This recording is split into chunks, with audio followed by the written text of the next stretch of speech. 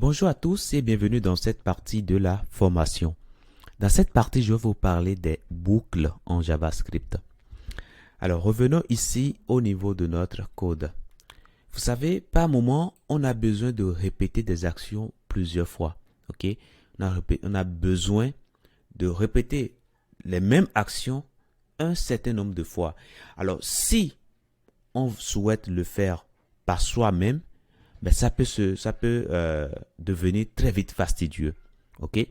Imaginez que vous voulez par exemple programmer une action, par exemple qui va saluer 10 personnes de votre site, ou plutôt vous avez 100 utilisateurs sur votre site, par exemple, vous voulez créer un programme qui va envoyer un mail à chacun de ces personnes-là.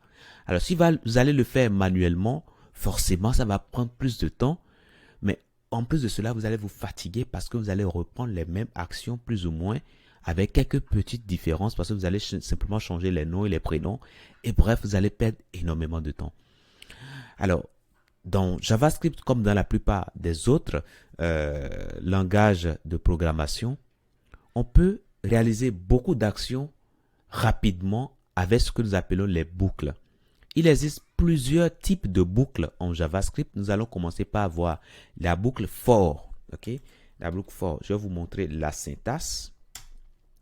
Dans cette boucle-là, à l'intérieur, alors si vous voulez, je vais effacer tout ça pour que vous puissiez mieux voir. Ok. Alors, à l'intérieur des parenthèses, on indique trois paramètres, ok, qu'il faut séparer par des points-virgules. Le premier paramètre ici, on initialise tout simplement une variable. Donc, on peut initialiser ici une variable qui va s'appeler index et on peut lui donner, la valeur 0 ou plutôt 1 par exemple. Ok? Voilà. Maintenant, qu'est-ce qu'on met ici? On va mettre ici le test de continuité, c'est-à-dire le test qui va nous permettre de rentrer dans ce bloc que nous avons ici. Voilà.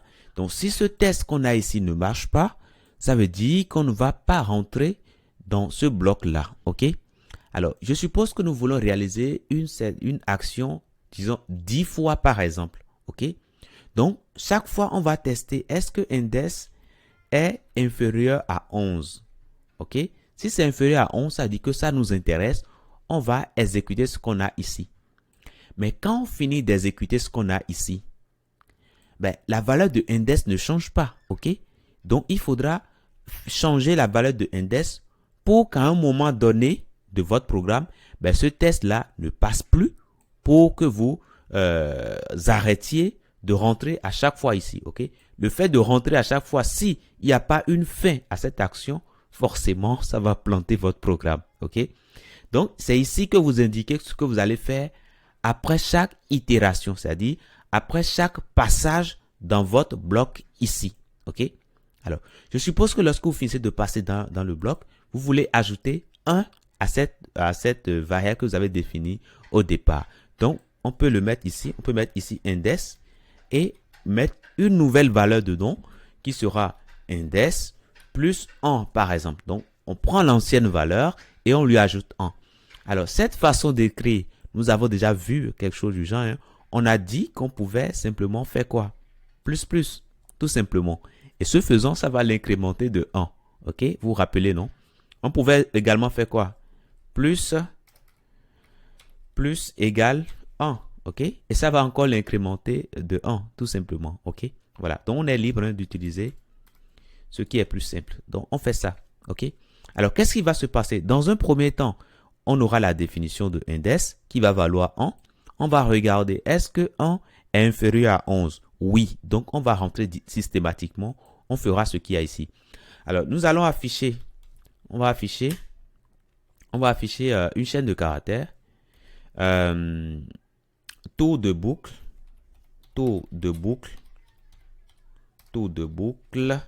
numéro, et puis nous allons afficher index. Donc, qu'est-ce qu'il faut faire là? On va faire simplement la concaténation. Donc, ce que je vais faire ici, je mettrai plus, et puis je mettrai tout simplement index. Voilà, tout simplement. Donc là, c'est bon. Maintenant, je peux enregistrer et aller simplement sur mon navigateur ici. Je vais actualiser. Et qu'est-ce qui se passe? Alors tout à l'heure, mon PC plantait, mais voilà, c'est parce que j'avais plusieurs processus qui étaient lancés au même instant. Voilà, donc vous n'aurez pas cela forcément, hein. Donc du coup, c'est le même programme, hein. Donc du coup, on revient ici et qu'est-ce qui se passe? On voit que ça nous affiche ici tout de boucle numéro 1, numéro 2, etc., etc., jusqu'à tout de boucle numéro 10. Et après, c'est fini. OK? Alors si on veut les exécuter disons 100 fois, bah, il faudra simplement mettre là, tout simplement 101. Et là, systématiquement, vous voyez que tout s'est réalisé immédiatement. OK? Donc, du coup, voilà comment on peut planifier hein, plusieurs actions hein, qui vont se réaliser. Donc, voilà pour ça. Maintenant, imaginez maintenant que nous voulons, par exemple, écrire un programme complet.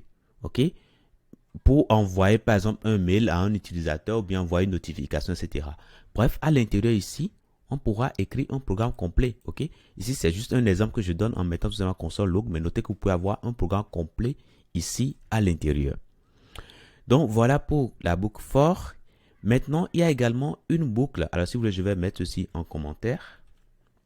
Il y a également une boucle while. Ok? While. Alors, comment est-ce qu'on utilise cette boucle-là? Alors, dans cette boucle, il faut préciser ici une condition. OK? Chaque fois que cette condition est vraie, on va rentrer faire ce qu'il y a à l'intérieur de la boucle. OK? Et à un moment donné, lorsque la condition ne sera plus vraie, en ce moment-là, on va quitter la boucle maintenant et continuer le programme sur la ligne suivante. OK? Voilà. Maintenant, je suppose que ce qu'on a fait tout à l'heure, ben, on veut reprendre la même chose avec la boucle while. Alors, comment est-ce que nous allons faire? Ben, nous allons déjà créer ici notre variable index. Donc, index, nous allons lui donner la valeur 0. OK? Voilà, ça c'est la condition, voilà, c'est l'initialisation. Là, c'est bon. Maintenant, la condition de continuité, c'est ce que nous avons ici. OK? Vous vous rappelez. Donc, on prend ça et on met ça là, tout simplement. Là, c'est bon. Donc, chaque fois que cette condition sera vraie, on va continuer. Maintenant, la condition qui va permettre à un moment donné de s'arrêter. Donc, c'est cette condition qu'on a là. Donc, il faudra penser à le mettre dans la boucle avant de commencer. OK?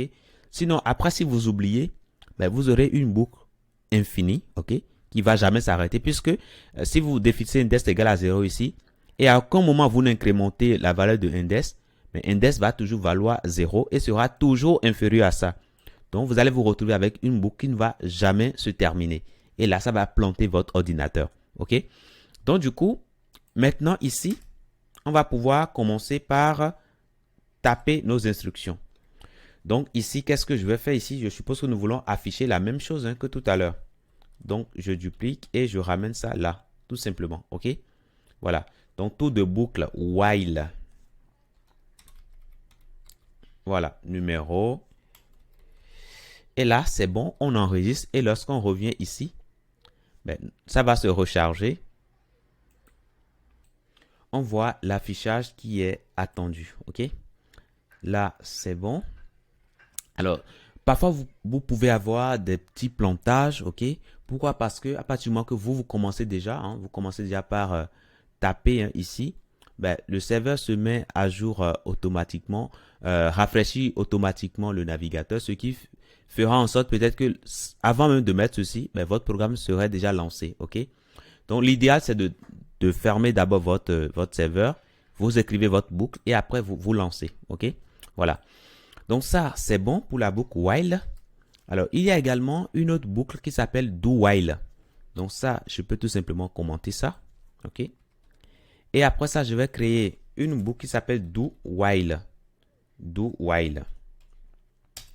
Alors, cette boucle s'apparente beaucoup à la boucle while, sauf que ici, ben, on rentre d'abord dans le do while avant de tester la condition. OK?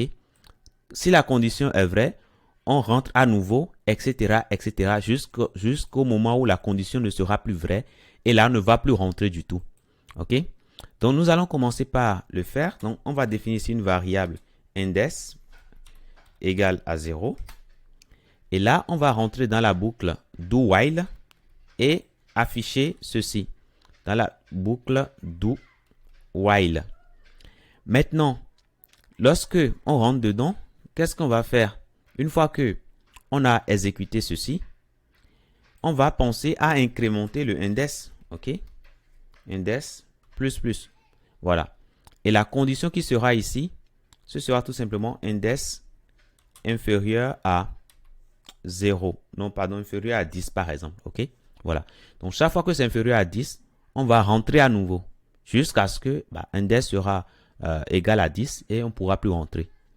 Donc, si je reviens ici au niveau de l'affichage, qu'est-ce que j'ai?